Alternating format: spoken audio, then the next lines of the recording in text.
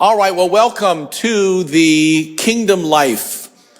Imagine the life that you've always wanted to live. My name is Bill McGrane, and I am Linda McGrane. And we are your hosts for this event. And for those of you who are on live stream or watching this in replay, we're glad you're here. You know, there's nothing more powerful than health, physically, mentally, emotionally, and spiritually.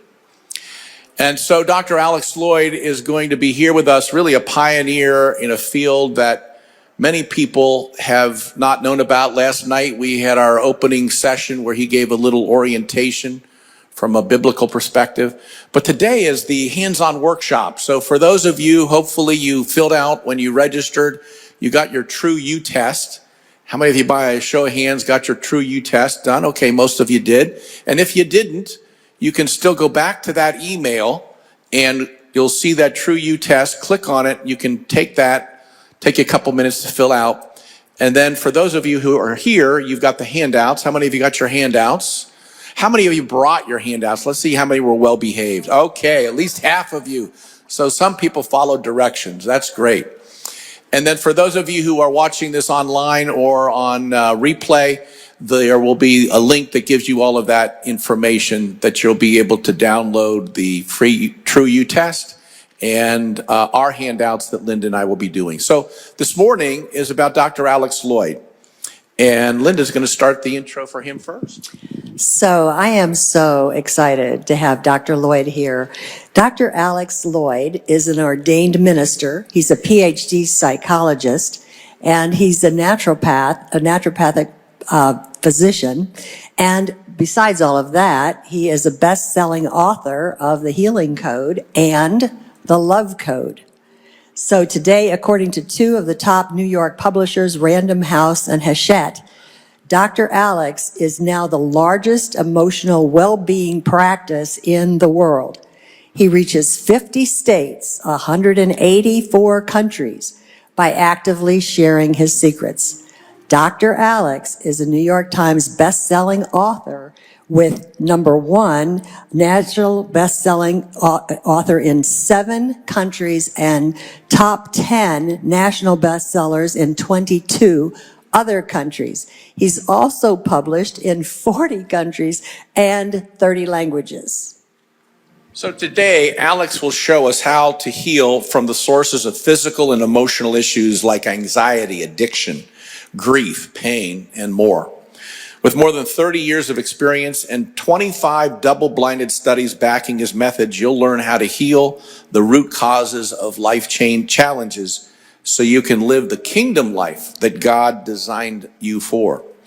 Jesus is his life and greatest love, followed by his wife, Hope, of 38 years, and his sons, Harry, who is with us in the back, and George, where they live in Louisville, they love and live in Nashville, Tennessee. Hope, when Hope turned 40, when Tracy turned 40, she'd always said, when she wasn't depressed anymore, she said, I hear Tracy and I think of the depressed me. And I don't feel that way anymore. And I don't want my whole life, when people call my name, to feel depressed, because I remember being depressed. And the #1 negative thing she had felt all those years was hopelessness. So when she turned 40, she went before a judge in Nashville, Tennessee, to prove that she wasn't trying to get away from the IRS, and changed her name. I was in Boston doing a filming, and so I came off of the set and looked at my phone, and I had a message from her. And if you knew Hope, you would know she doesn't do things like this. She's an introvert. This is the only time in her life she's ever done anything like this. But I saw that she called, said, call me, and I knew she was going before the judge that day. And so I called her, and she said, and she tried to say in a very sexual voice, Hello, this is your second wife speaking. That's been a joke between us ever since. She'll say, I'm feeling like Tracy a little bit today, but it's fun. Greetings in northern Kentucky and Cincinnati. Bill corrected me last night. We're not in Cincinnati. We're in Kentucky. And some people may not like being called from Cincinnati, so I apologize. But northern Kentucky, Cincinnati, Tennessee, you're all welcome. You're all welcome. Yeah, there you go. Okay. So is everybody good this morning? Ready to go? Okay, a couple of things. When we start doing the healing work, about 1 person in 10 will have what some people call a healing crisis. I call it a healing response because it's not a crisis. It's actually proof that it's working. And that happens to about 1 person in 10. So there'll probably be about 2-3 people in here who may start feeling worse before you feel better. If that happens, I would walk around a bit. I would drink a lot of water. And by the way, I am completely comfortable with anything. I'm a strange person. My wife would tell you, if everyone in here was naked, I would be completely fine. If everyone in here had knight in shining armors on, I'd be completely fine. I said, oh, that's cool. Okay, let's talk. So if you want to lay on the floor because you're not real comfortable in a chair, if you want to walk around, if you want to come up here, when I did this when my children were little, my youngest son, George, every time I taught, he had to be up here with me. It was so sweet. I don't know to this day why, but he had to be, and he loved it. So if you want to come up here with me and be the substitute for my son George, you're welcome to do that. Anything you need to do. Don't think you're distracting me. Don't think that's not okay in this situation. The way you're going to get the best results today is if you're comfortable. Okay? So whatever you need to do to be comfortable, do it. Okay? Richard, could you put up Ephesians, please?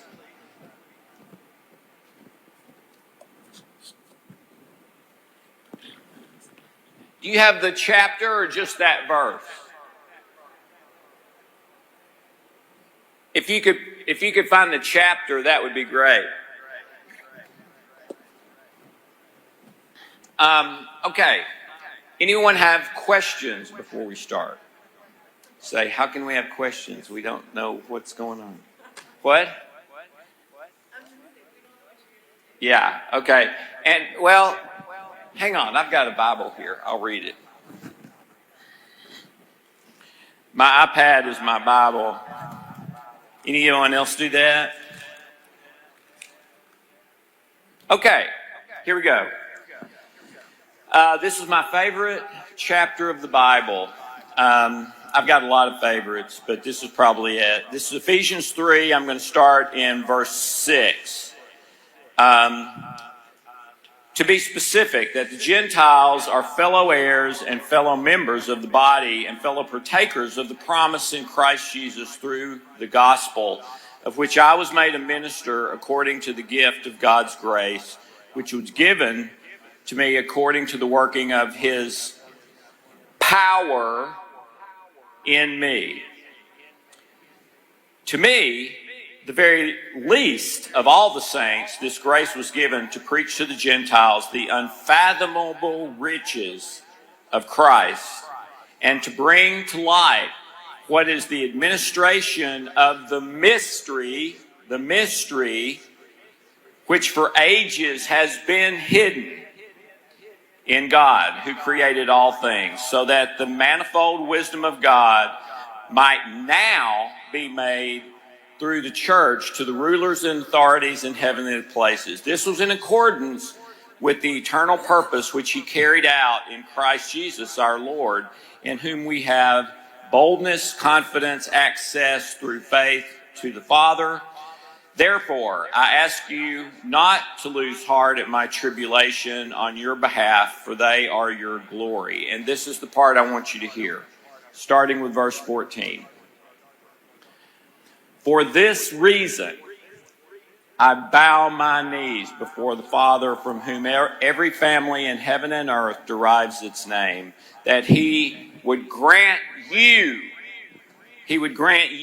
according to the riches of his glory, to be strengthened with power through his Spirit in your inner man, your heart, so that Christ may dwell in your heart through faith, and that you, being rooted and grounded in love, may be able to comprehend with all the saints what is the breadth and length and height and depth. And this is my favorite part, verse 19. And to know the love of Christ that surpasses knowledge, that you may be filled up to all the fullness of God. And then the conclusion. Now to him who is able to do far more abundantly beyond all that we ask or think, according to the power that works within us. There's power again. He's mentioned power 3 times. To him be glory in the church and in Christ Jesus and to all generations. Amen. So, God says you can have a life beyond imagination. That's where we came up with the name of this weekend. Okay? And he describes it. The life beyond imagination is to know the love of Christ in your heart by faith that is beyond knowledge. That's the life beyond imagination. Okay? Well, how many of you would say my life is beyond imagination? You don't have to raise your hand, but think.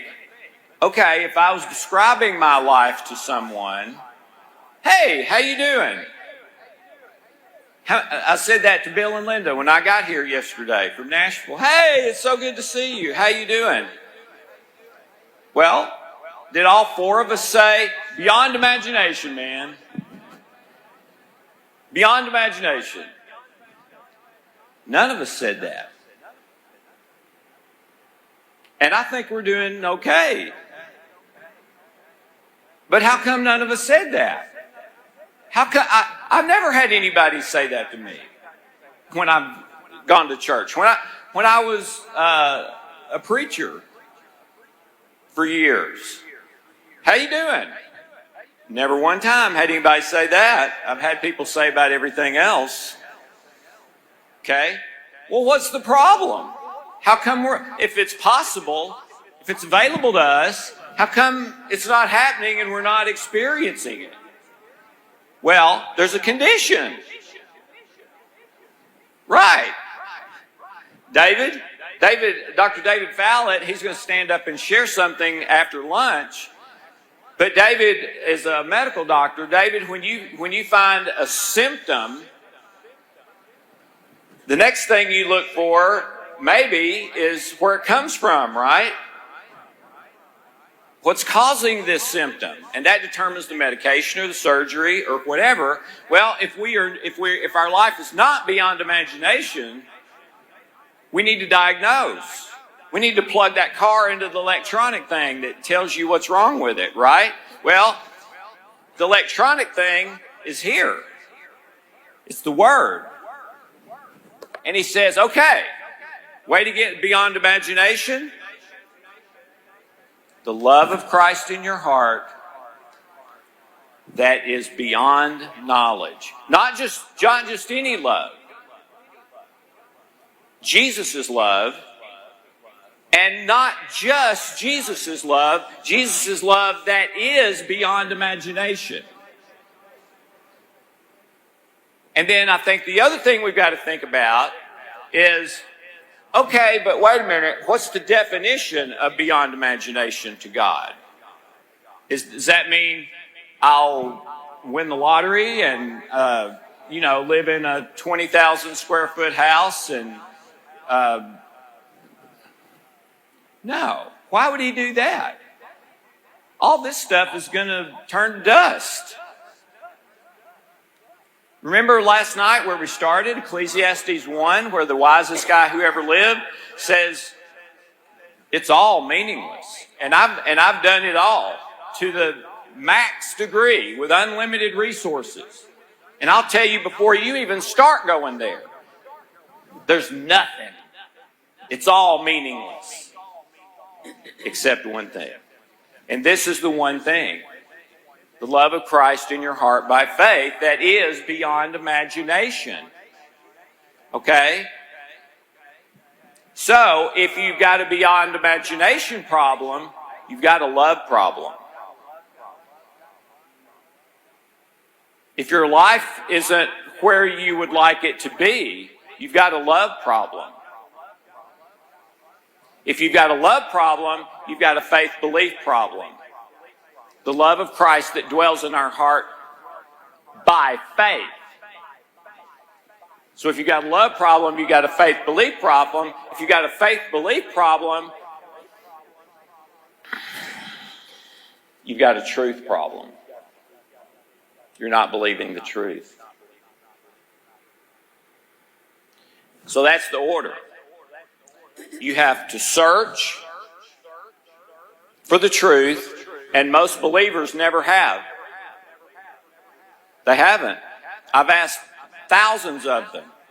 They've accepted what their parents said. They've accepted what Pastor Cleddy said, whoever were their authority people for the Bible and church and stuff like that. They've not searched for themselves. Well, why is that important if I've got the right one? I mean, I maybe haven't searched for myself, but I've found the right one. And this is the right one. You're correct about that. Because if you haven't searched for yourself, you don't own it. You're renting it. We're called individually to search for ourselves, to interact with God ourselves, to work through our hard traumas and things from the past and family issues and stuff ourselves. We're supposed to resolve those things when they happen. When Hope and I get mad at each other, and we hardly ever get mad at each other today, but there have been periods of time where we got mad at each other a lot. Okay? What's God's way with that? He tells us. You got an issue with a brother or sister, you go to them and resolve it.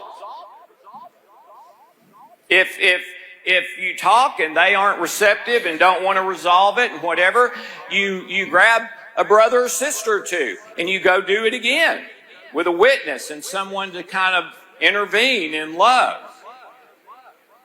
If that won't do it, you go get the elders of the church and you go talk. But you never just let it sit there and fester and not be resolved. You won't find that anywhere in here. Okay? But that's what we do. We sweep it under the rug and then act like it never happened and just go on and think, oh, yeah, I'm not feeling as bad about that. And she's not being as mad at me as she was. But we don't resolve anything. Well, when you do that, I'll just tell you, and I'm going to prove it to you in a minute, that's where illness and disease comes from. Now, what about genetics? What about DNA? No, that's not it. Dr. Bruce Lipton did wonderful research at Stanford Medical School and the University of Wisconsin, and they took the DNA out of a cell, and it went right on living the way it had before, doing all of its functions. The DNA does not control the cell. The beliefs in your mind control the cell. Now, does DNA play a role? Yes, but we'll get to that in a minute. Okay. Okay, Richard, if you could shift to my PowerPoint, please. Oh, I've got the remote. Never mind. We're going to be dealing with the papers. Okay. I don't know if I can do that, but I'll try. These are some of what people had to say who've done this kind of stuff. I'm just going to pass them around. If you want to read some of them, that's fine. If not, don't, just pass it along. Some people are interested in those things, some aren't. We'll be dealing with these in an hour or two probably. I need to set the stage a little bit first. And let's get going. Where's the clicker thing? Oh, here it is. Okay. Hi, I'm Jordan Rubin. I'm the founder and CEO of... This afternoon, I received a frantic call from a woman who was very, very afraid for her sister, who had suicide ideation, had been deeply depressed all week, and felt like maybe life wasn't worth living anymore. The client agreed to work with me, and she agreed to use the trilogy. And she rated her depression at a 10, an absolute 10. And we did one round of trilogy. And she was like, wow, I can't rate it. There's nothing there. I don't feel distressed at all. She was at a 0. And so we were working together with then trauma. And she had gone through a lot. And she rated it at a 10. And she said, I just feel very, very broken. And so we did trilogy again. And she rated from a 10 to a 0. Trilogy is a scientifically validated method which the positive results can be repeated over and over again because it just takes that dysfunction in the body system and it works so that the body is getting balanced and it brings in the very positive emotions. It has 8 methods of the world's finest healing modalities. And that woman tonight was at peace. She was smiling. And really, she has really a new life. Diane is one of our coaches. She's a psychologist who works with at a large church and does their counseling ministry.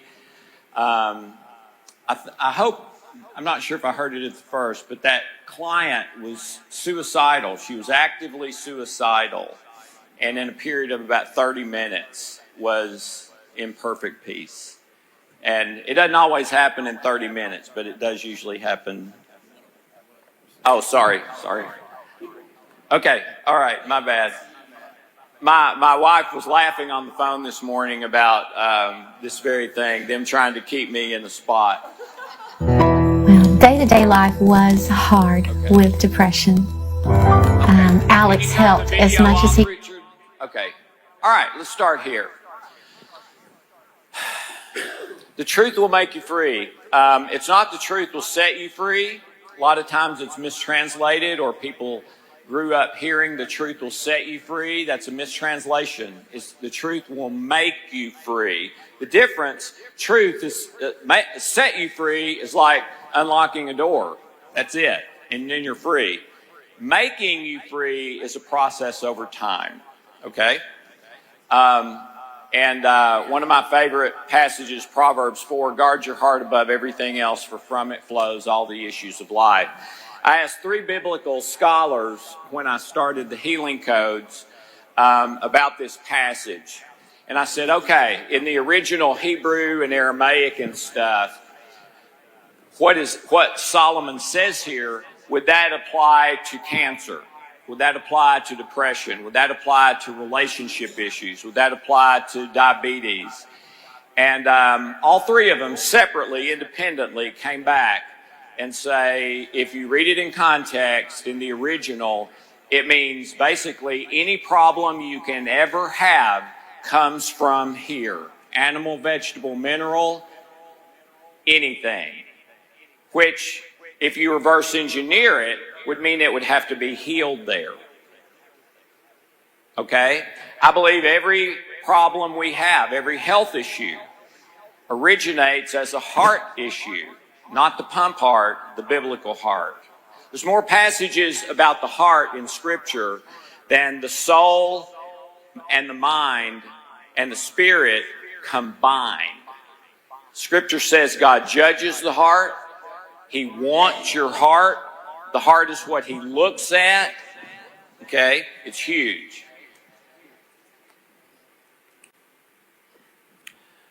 And then that's, again, from Ephesians 3. We just read that. And that. Okay. Real love versus fake love. Raise your hand if you are for love. Raise your hand if you're against love. You think, that's a terrible thing. Whoever came up with love? Anybody? No, that's ridiculous, right? I talk to atheists. I talk to New Age people. I talk to Muslims. I talk to Hindus. I talk to agnostics, okay? They all are for love. Everybody, that's the one, with all the craziness in the world, this may be the only thing we agree about. Everybody thinks love is a good idea and wants more of it, okay? But the problem I've seen since I've started doing this stuff, and in ministry before this, is what most people are calling love isn't love. So, as we go through the day, I would ask you to be introspective of yourself. When I say love, do I mean love? Or do I really mean something that's almost the opposite of love? And in my experience, and even in the church, when most people say love, they're not talking about real love. Now, if they start talking about their children, they may be talking about real love, but likely with no one else. And it's, of course, that's different for different people. But keep your eyes open for that, because if you could leave today, and I know there's people here, because there always are. If you could walk out these doors at the end of this day, understanding and being committed to real love, when you came in this morning, you weren't. You were committed to fake love. It would be, that's headline news to me. Almost the best thing that could have ever happened to you, okay? So keep your eyes open for that. Okay. In the next few minutes, I'm going to lay the groundwork a little bit. Here I go again. And lay a foundation that then will do the healing work on top of the foundation. Okay? These are all from double-blind studies, and this is old news. Okay? David would probably tell you we knew this a long, long time ago. Okay? At least 75 years, most of it. Okay? These are from double-blind studies. The references are all in my books back there. And I call it the failure response. In your brain, you have a mechanism called the hypothalamus that basically determines either success or failure in every way. Emotions, feelings, thoughts, positive hormones versus negative, signals to the cells of your body to either be healthy or to go into closed danger mode, okay? And here they are. And by the way, I'll make this PowerPoint available to you guys if you want it, so you don't have to feel like you have to write down everything. But see if this sounds like something you would want for your children, or somebody that you care about. So if the hypothalamus in your brain flips the failure switch on, here's what happens. It dumbs you down, literally sucks away your IQ, okay? If you're a really smart person, have like a 120 IQ, it could bring you down to 80 or 90, okay? Seriously, where you're literally not performing anywhere close to what you're capable of, okay? Makes you sick. Why? Because the very first thing that happens is it suppresses your immune system. Why? Because your immune system uses more energy than any other system. And this is only supposed to happen if someone's chasing you with a knife or a gun, or there's an 18-wheeler about to pull over on you on the interstate. It's supposed to happen 1 or 2 times a year, and then you're, all kind of out of it or real hyped up for 20 minutes, and then you're back to physiological peace. So this is supposed to happen a total of about an hour a year. Hear that number? The research says for the average person, this is now happening 5 to 15 times a day. We're living here. And it's because of a Scientific American called it a devolution of our memories, where every generation has their traumas that happen, and then they pass those traumas down to the next generation through the RNA and the sperm. This is very well documented research now, okay? And then that generation accepts, not wanting to, it's forced on them, all the trauma memories from past generations, adds theirs on, and passes it down again. The last article I saw about this was from the Tel Aviv, Jerusalem Times, and it was research out of Jerusalem University. Well done, breakthrough research. And the title of the article, I love. It said, "Send messages to future generations." Sounds, Star Trek-y. But what the research is you are going to pass down your memories to your children. They're going to pass them to their grandchildren, and so on and so forth. You can pass down memories that will help them in their life be healthier and happier and even closer to the Lord. Or you can pass down memories that make it much more difficult for them to live their life with depression and anxiety and health problems and, being afraid of everything and everybody and all of that, okay? It's a monster deal in every single person's life. It drains your energy. If this is how much energy you need for one day to do whatever you have that day, if you are going into stress 5 to 15 times a day, it'll take away half of your energy. What does that mean? It means I've got a whole day of stuff to do and half a day's energy to do it. What does that mean? It means 2 or 3 o'clock I'm going to start, okay. When can I stop? Anyone feel like that? That's just where it comes from. Suppresses your immune system. We already talked about that. Increases pain. If you're not in pain, it'll start pain. Raises your blood pressure. Closes your cells. Every cell is either supposed to be open or closed. An open cell is healthy, growing, reproducing. A closed cell is getting sick. And if it stays sick long enough, the odds go through the roof. It'll manifest a disease gene that never would have manifested any other way. Okay? Only under stress. Where was I? Destroys relationships because it does all the others. I mean, if your spouse is going through all this stuff, how kind do you think they're going to be to you? Not very. And it's not because they're being mean. They feel bad. Physically, emotionally, or both. They feel bad. It's hard to be kind when you feel bad, all right? Produces every negative feeling and emotion known to man. Negativity. Why negativity? Because it's only supposed to happen when your life is in danger. So I'm supposed to have critical thinking at my best as far as what is dangerous to me and what is not. But when it comes to learning something, oh no, I can't do that right now. But what if you're there most of the day?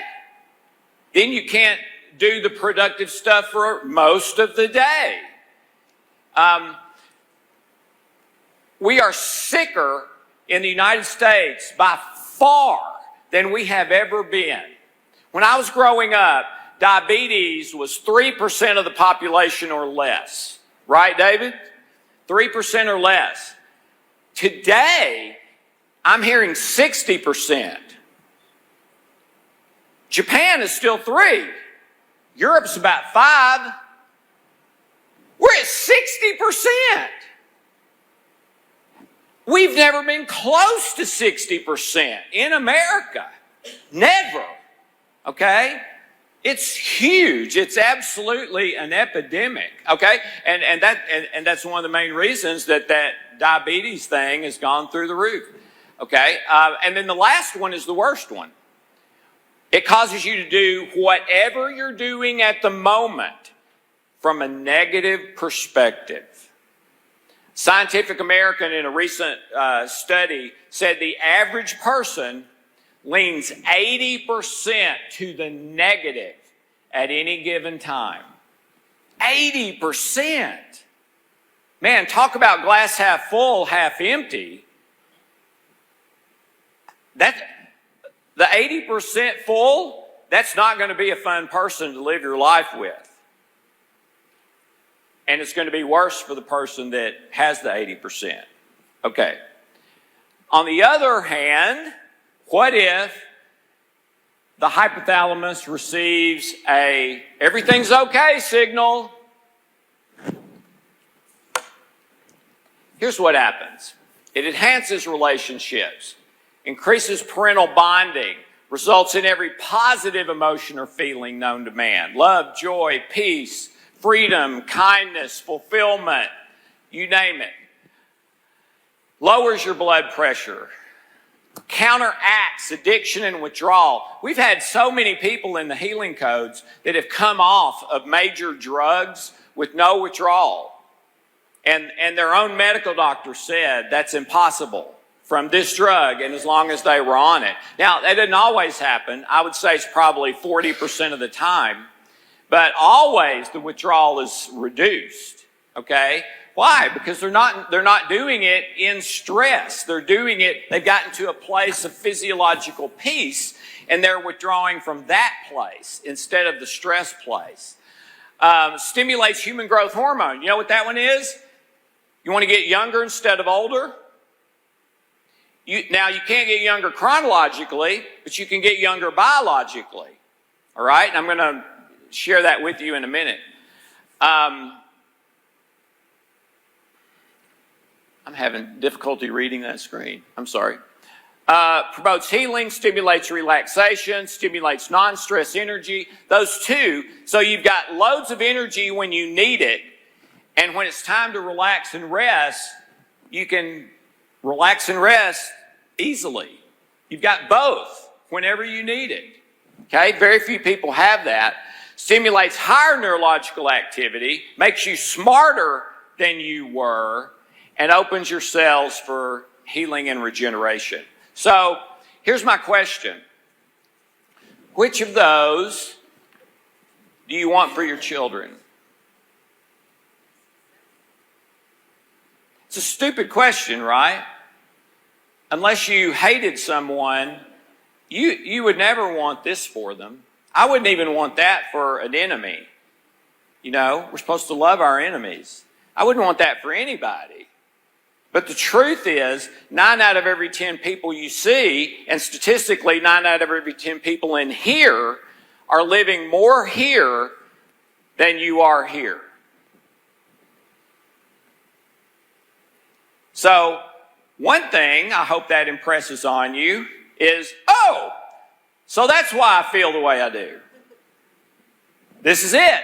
That's why you feel the way you do. Okay? All right. Okay. I may draw. Can y'all read that, Bill? Or is it too hard to read?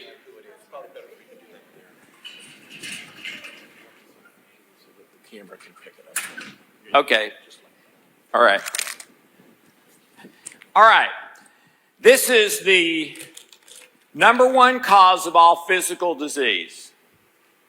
And David, I may put you on the spot after I do this to say yay or nay. But I believe this is the number one cause of all physical disease. I've never taught this publicly. I've never seen anyone else teach it publicly. Okay?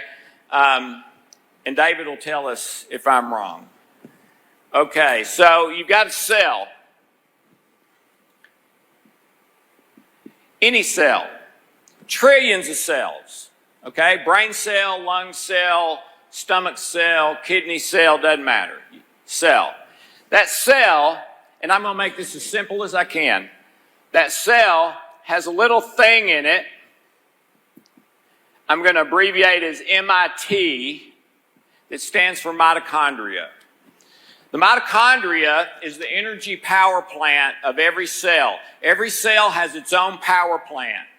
Back 100 years ago, every farm had a Delco generator in case the electricity went out that wasn't very reliable out there, or they needed electricity out in the field somewhere where they couldn't get it other ways. Every farm had a Delco generator, and that Delco generator was critical to the operation of the farm. Every cell has an electrical generator power plant. And that's what gives the cell the power to do work, to reproduce, to heal, to eliminate waste, to take in nutrition, oxygenation, things like that. Okay? All of it. If you could put the picture back up, I'd appreciate it, Richard, of that slide, because I want to make sure I remember it right. The mitochondria is the power plant, and the mitochondria looks like a little squiggly finger, kind of, okay? And when that squiggly finger wiggles, it produces the electricity that the cell needs to do everything it needs to do, okay? And as long as that mitochondria is wiggling good and producing enough energy, this cell, based on the research, can't get sick. It can't. In fact, the research says that cell, if it stayed in that situation, could live forever. I'm sure you've heard we have a whole new body every 7 years, and that's true. And different cells reproduce and come back at different rates.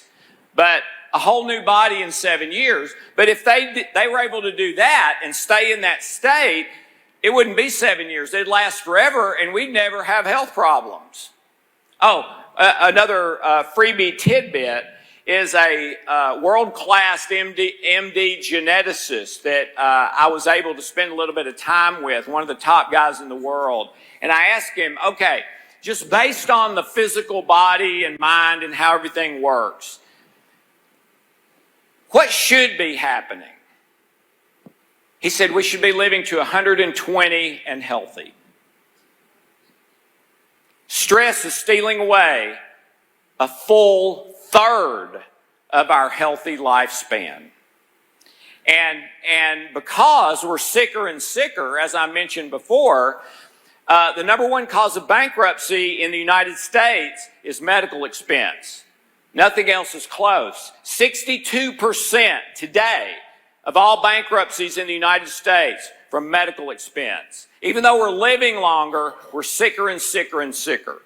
Okay, so there's a gate at the on the cell. There's a gate that opens and closes. Okay, and around the cell are arteries, veins, capillaries, blood vessels, and I'm the worst drawer in the world. I'm sorry about that. So these are veins, arteries, capillaries carrying blood, but there's supposed to be a dry state around the cell. Okay, got that? Dry state around the cell. So, and outside of the cell is Na plus, sodium, and K plus, which is potassium. And these are ions. These are things that bind to other things and cause them to produce energy. Okay? And the sodium ions and potassium ions are supposed to go in and out of the gate, kind of like that. And when they do, it creates an electrical field. So it electrifies the cell. Okay? Bzzz, okay? It's got power now, can do stuff. And they go in and out, and then the K plus, the potassium, binds to the mitochondria, and when the potassium ion binds to the mitochondria starts wiggling and producing energy. Okay? And as long as that's what's happening, this cell will never get sick. It'll never manifest a disease gene. It'll never die. So there must be something that happens. There is. Glad you asked. Okay, what happens is blood plasma proteins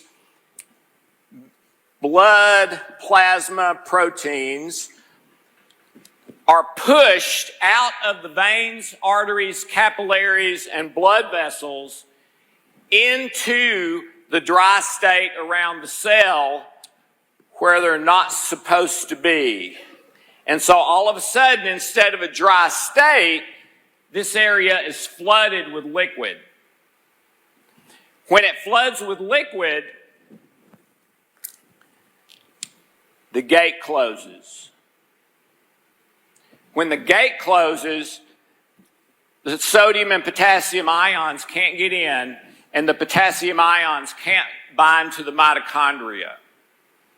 And the mitochondria starts producing less and less energy. And then right before the cell is about to die, the odds skyrocket that cell will manifest a disease gene that never would have manifested any other way. And now you've got cancer. Now you've got heart disease. Now you've got depression. Okay? So this cell has access to two databases. One is your DNA.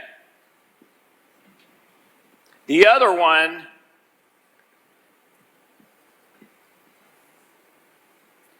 is all of your memories. Okay? So when the gate closes, the cell starts losing power. Right before it dies, a disease gene will tend to unmask and become active that never would have become active any other way. And, according to the research, if you can remove the stress, get the blood plasma proteins back into the veins, arteries, capillaries, the disease gene may very likely remask, and now you don't have cancer anymore, or diabetes, or depression, or whatever it is, okay? And it's all dependent on whether these blood plasma proteins come out of the veins, arteries, capillaries, or stay in them where they're supposed to. Okay, so what causes the blood to be forced out of the blood, arteries, capillaries? You guessed it, stress. Now, it can be food stress. If you eat salt and a lot of sugar and refined foods and Cokes and fat and stuff like that, all right? If you eat a lot of that kind of stuff,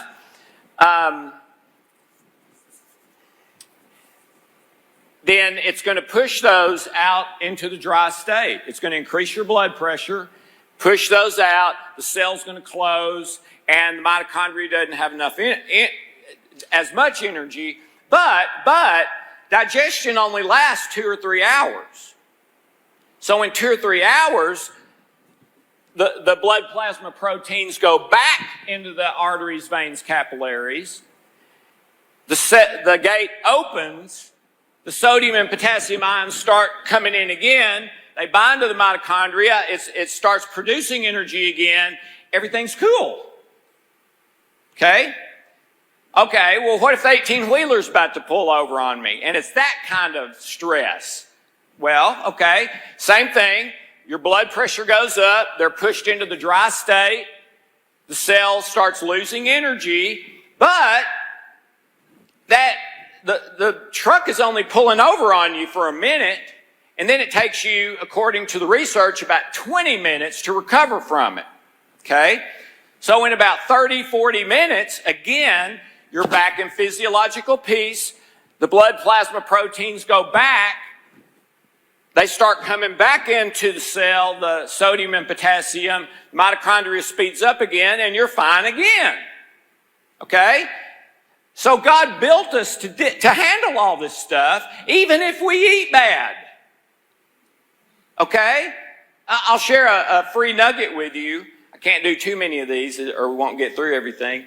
But the largest study ever done on what causes us to be healthy and live a long time was done at Boston University by Dr. Thomas Paris, MD. I believe it took 75 years and over 20,000 participants. Famous study, a very well done study. And they were looking, all of the participants were over 100. They were looking to see, is there a common thread? Is there any common thread in people that live way longer than the rest of people and are healthier, much healthier than the rest of people? All right? Pretty good thing to figure out, right? And so they, 75-year study, 20,000 people, I mean, huge. They found one thing. One thing that's the determining factor on whether you live a lesser time and are unhealthy or a greater time and are much healthier. Anybody want to guess what it was? Positivity. Sorry? Positivity. They were positive. That's sort of the reverse of it, but yeah, you're close. Love and community. They didn't worry. They didn't worry. And that was the only, it wasn't diet, it wasn't exercise, it wasn't how much money you make, it wasn't poverty or wealth. All the things they thought it would be, it wasn't any of them. They didn't worry.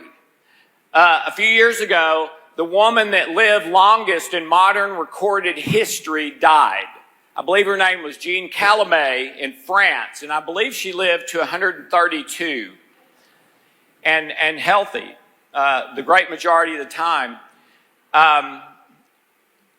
Something interesting about Jean Calame, she was a chain smoker her entire life up until 10 years before she died.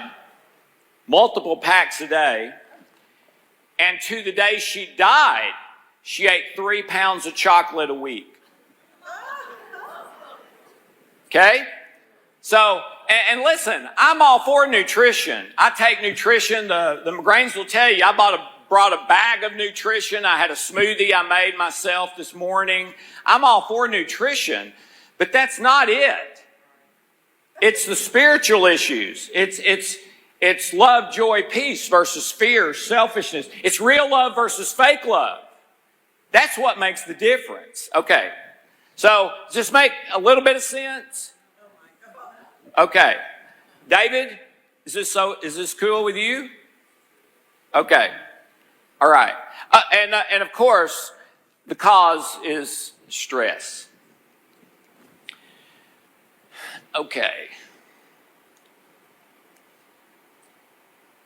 My clicker's not clicking. Richard, I think I've got a problem. There we go. Okay. This is the cause of, where do I put this, Bill? Just roll it over. Okay. Okay, this is the cause of non-physical illness and disease. Okay, we just did physical. This one's non-physical. And this one will be much quicker. So what happens, can you see that green on the screen? No, you can't. Oh, well. Okay, in the upper right, an event happens. It can be anything. It could be when you came in this morning, you had some opinion about being here. You had some opinion about the room. You had some opinion about the other people that are here. You had opinions when you talked to people about what they were wearing, how their facial expressions came across to you, all that stuff. That's millions of bytes of stuff happening in seconds. You know, most of it we're not even aware of. But upper right, some event happens. It can be anything, all right? That event comes in through our five senses and is immediately funneled through the heart-looking thing at the bottom that is your heart, subconscious, unconscious, ancestry. It's all your memories, okay? And I don't believe the biblical heart is here in the pump heart. I believe it's in the brain. I illustrated it that way just because people think of it that way, and it'd get really crowded if I illustrated it in the brain. So that's really here, I believe. Daniel talked about the visions of the head. But the event happens, comes in through your five senses. It's immediately filtered through every memory you have. Yours that are conscious, yours that are unconscious, ancestry memories from your going back hundreds of years into your ancestry that you don't even know you have. Okay? And if you have a memory that your unconscious mind decides is any way related to what's happening right now, it sends the fear signal to the hypothalamus, and the hypothalamus flips on the fear response slide that we looked at earlier. Okay? And when that happens, there's nothing you can do about it. Let me go back. Once this kicks in, let me tell you, positive thinking won't change it once it kicks in. Once those hormones start dripping and your brain sends the signals to every cell in your body, you are going to be whacked out for hours. Okay? You can't stop it. Prayer might stop it. That's probably the only thing. Okay? But once it starts, you can't stop it. Once you get here, you can't stop it. This stuff happens automatically once you commit to real love, which I'm going to show you in a minute. Okay. All right. So the event comes in, it's filtered through all your memories. If there's any memory that is in any way related in a negative way to what's going on, your hypothalamus flips you into the failure response. And then upper right, you react. You don't respond. We should always respond. Responding is this. Okay. All right. I've got this information about this decision I'm trying to make. I've got this information about this decision. I've got this information. I'm going to call Bill and see what he thinks. I'm going to call David and see what he thinks. I'm going to pray about it a while. And then I'm going to make that's what we need to be doing. What we're doing is event, negative, react. And it's almost always something in the anger family first. Anger, irritation, frustration, resentment, bitterness. That's 99 times out of 100. If you experience one of those, anger, irritation, resentment, bitterness, frustration, you're reacting, not responding. You've got, and this isn't about whatever you think it's about. It's about something in your memory banks from probably 30 years ago that you never resolved. You just swept it under the rug and ignored it from then on. Okay? And that's what it's doing. Okay? So what we have to do, if you go into the spiritual heart and you resolve those memories that have fear, anger, low self-worth, I'm not good enough, other people aren't safe, if you go in there and resolve those, then the event happens, it goes in, it's filtered through your memories, and your memories send it's good, we're good. And the hypothalamus flips success on. And instead of cortisol, adrenaline, dopamine, the addiction hormone, and all that stuff, where you feel really good for 30 minutes and then you crash, you've got that feeling like when you were first in love.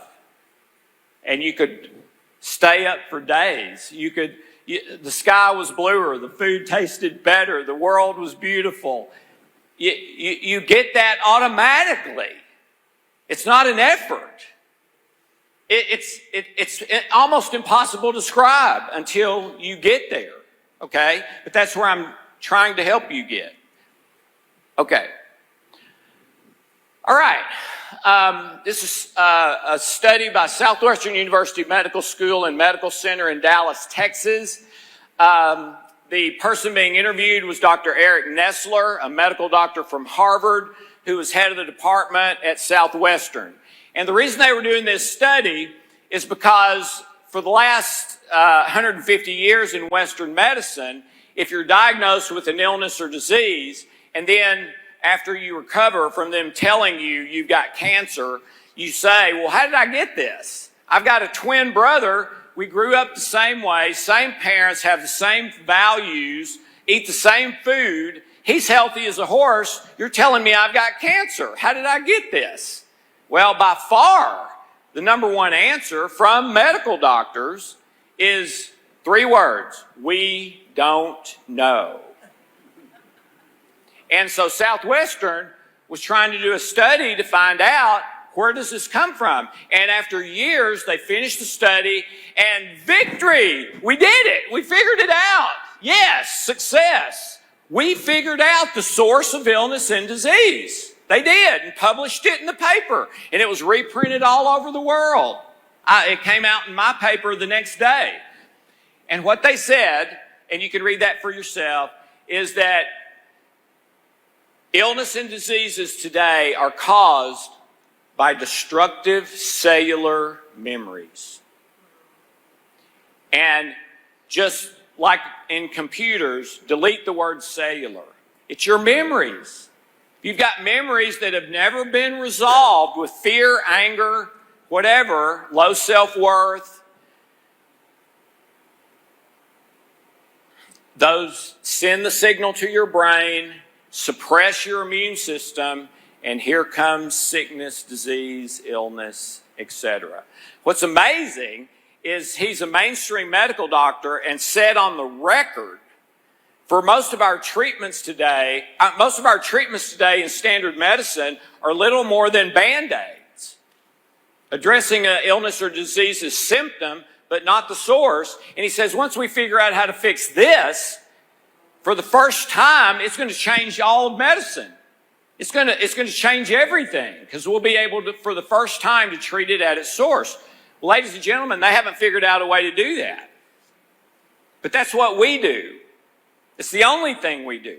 That's what you're going to do in a few minutes. Okay? All right. And I already shared with you about our memories have been devolving over the years. And I believe this slide illustrates the results of that pretty well. 40% of everyone, this is statistics from recent studies, 40% of all people have been abused in some way in their life, physically, mentally, relationally, emotionally. 50% of your beliefs are wrong. This was one of the craziest studies I've ever seen. It came out in Scientific American about 7 or 8 years ago. And they literally determined that approximately 50% of what you believe about your own life and yourself are objectively not the truth. And this is not a Christian spiritual study. This is a medical study. Okay? We've been devolving in our memories rather than evolving. And by the way, the thing that is wrong the most is not what happened, it's your interpretation of what happened. Okay? In other words, when I was 12 years old, my dad found out he had heart disease and thought his life was over as he knew it. And on a Saturday morning, he broke. And I happened to be there, and he started hitting me over and over and over, not with his fist, with his open hands. And while he was hitting me, he was saying, Alex, you're never going to amount to anything. Alex, you're never going to amount to anything. Knocked me on the ground, cut my leg. Probably lasted 2 minutes, seemed like days. That dominated the next 15 years of my life. Had nothing to do with me. I just happened to be there when he broke. He never did that before. He never did it again. He was a good dad. But he broke one day, and I happened to be there. Okay? And that was what was wrong for me, the 50%, was not that what happened didn't happen. The wrong was I thought he was right. I'm never going to amount to anything. And I started acting in a different way to make that happen. What my family told me is that before that day, I used to spontaneously sing all the time. I'd be mowing the grass, and we had neighbors that would call my parents, and they said they liked it. They weren't complaining. They said they liked it. But I didn't even know anybody could hear over the lawnmower, with the big John Deere lawnmower, you know. But they said after that day, I never sang again. 60% of the population today, and this is a huge increase over pre-COVID, has anxiety or depression. If you're depressed, you always have anxiety. And about half the people who have anxiety also have depression. This is Scientific American as well. 80% have a bias toward the negative at any given time. And most of you have heard this. If you want a child to grow up to be a healthy adult, have emotional well-being as an adult, they need a 10-to-1 positive to negative ratio growing up from their parents, teachers, etc. But what the research says is that the average kid gets much closer to a 10-to-1 negative ratio growing up. Stop that. Don't do that. No. Put that down. Those are negatives. Okay? So we need 10-to-1 positive. We get 10-to-1 negative. So you combine all of those, and we shouldn't be surprised, right? But all of this goes back to not resolving the things when they happen, or reaching a point where you say, you know what, I've been sweeping stuff under the rug for 10 years. I'm going to go back and pray and let God deal with some of this stuff and resolve it. We just don't think that way. We don't do it, okay?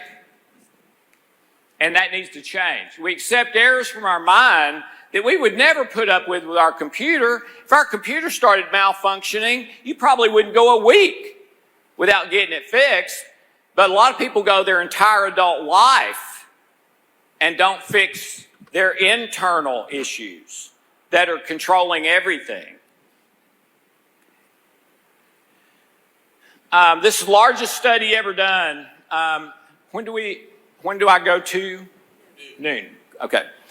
This is the largest study ever done on the human condition. It was done at Harvard University. Took 75 years. Cost over $20 million.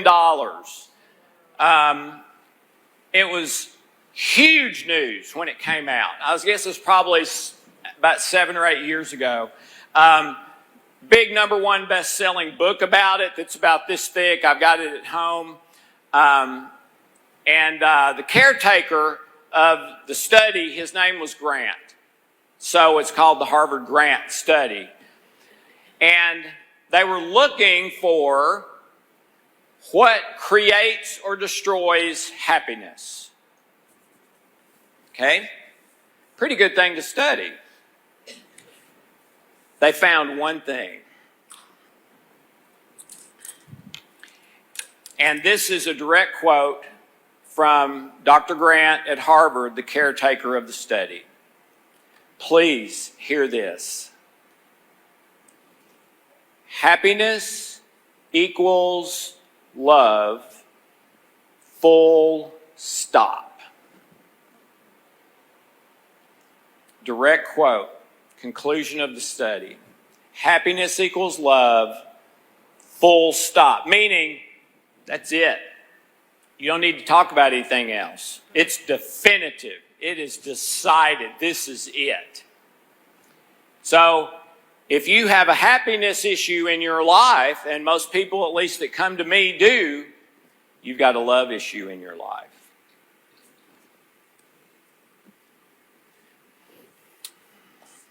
All of you are familiar with this. This is from 1 Corinthians 13. Why is this important? Well, everything we've been talking about so far is about how if you're good with love, you're good. If you're not good with love, you're not good. This is God's definition of love. This is it. How you doing? Let's go through them. Love is patient. What's the opposite of patience? Anger. Anger, irritation, frustration, the one we just talked about. Okay? Love is kind. Kindness is the best thing you could ever do that is the simplest and easiest thing to do. And will have an enormous impact if you just do that one thing, kindness. And by the way, you also have to consider authentic. It has to be authentic kindness, meaning you're not acting. Hope used to tell me all the time when she was depressed and introverted. And I said, "Oh, you seem to feel really good at the party tonight." And she would say, "I was acting." And she'd say, "I'm the best actress in the world." Okay? And someone would call on the phone and she was just felt horrible. Someone calls on the phone, "Oh, hey, how are you doing?" "Oh, I'm good." And, "What are you saying? You're terrible." But she was embarrassed to say that. That's one of the things we've got to break down in the church is we should be talking openly and vulnerably to each other. Share your faults one with another. Pray for one another that you may be healed. Can't do that if you never share anything. Why don't we share anything? We're afraid to. Why? Because you may not like me. You may feel, "Oh, he's not a good guy anymore. She's not." That is baloney. When you're open and honest and vulnerable to someone, they tend to like you more. They know you risk something to do that. Okay. Love does not envy, doesn't boast. Love isn't proud. I've been told that the best biblical definition of pride, the root of all evil, along with money being the root of all evil, and I believe they're connected, but I've been told that the best definition biblically of pride is vain imagination. Think about that. Vain imagination. Where do you let your mind go? Take every thought captive to the obedience of Christ, right? Do you do that? Or do you let those thoughts go and start participating with them? Typically, if you participate with that thought, that negative, sinful thought, for 60 seconds or more, it's now got you. 60 seconds or less, usually, you can let it go. But you're always supposed to give it to God, okay? Not just deal with it. Love does not dishonor others. Never let a single word come out of your mouth, Scripture says. Not one word that doesn't build up and encourage other people. I only know one person in my life that I've ever seen do that, and he's sitting back there. It's not me, it's not my wife, it's not my other son George, although he's really wonderful in other ways. Who's back there? Harry. Who is he? Harry. Most people don't know. Oh, my son Harry is back there. Okay. Love does not dishonor others. Love is not self-seeking. Love is not easily angered. Love keeps no record of wrongs. Oh boy, did that one get me. Love keeps no record of wrongs. I'll talk more about it later. Love rejoices in the truth, not in evil. You're not happy when bad things happen to other people. I used to be that way. Some people I didn't like. Love always protects, always trusts, always hopes. And this one got me too, number 14. Love suffers all things. And that doesn't mean while complaining, while pitching a fit, while love suffers all things. It doesn't say that about other things in Scripture that are negative. Only love. Love suffers all things. Nothing else will. Nothing else can. And then love never fails. You want to be successful or fail? Love never fails. Anything other than love always fails. It's that simple.